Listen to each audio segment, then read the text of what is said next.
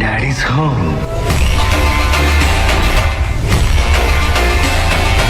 Rocking star ইয়াস, যার একটা ঝলক দেখার জন্য কোটি কোটি ভক্ত হাঁ করে বসে আছে।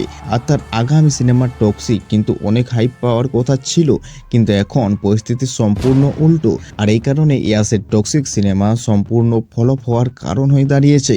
সব কিছু জানবো এই ভিডিওর মধ্যে, তো শেষ পর্যন্ত অবশ্যই থাকুন।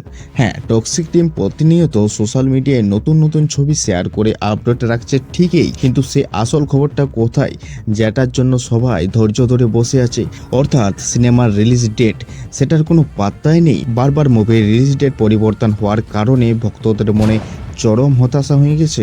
মনে আছে যখন টক্সিকের ধামাকাদার টিজার, গ্লিপস আর গানগুলো মুক্তি পেয়েছিল, পুরো ইন্টারনেট কাঁপিয়ে দিয়েছিল, ইয়াস ঝড় হয়ে গিয়েছিল। সে সময় হাইপ তখন তৈরি হয়েছিল যা ধরে রাখা যেত, তবে বক্স অফিসে সুনামি আসা নিশ্চিত ছিল, একদম গ্যারান্টি। কিন্তু সঠিক সময়ে সিনেমা মুক্তি না পাওয়ায় এবং ধোঁয়াশার কারণে সে চড়া হাইপ এখন অনেকটাই কমে গেছে।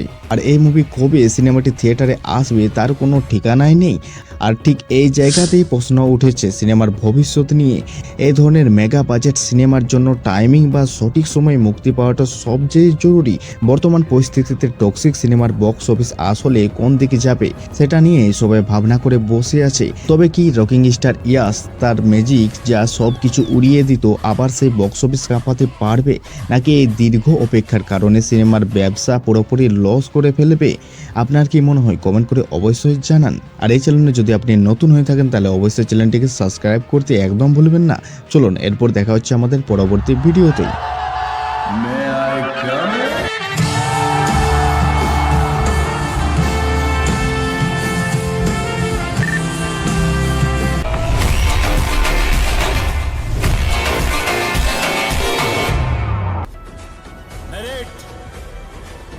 ಮೆರಿಟಲ್ ಬಂದವರಮ್ಮ.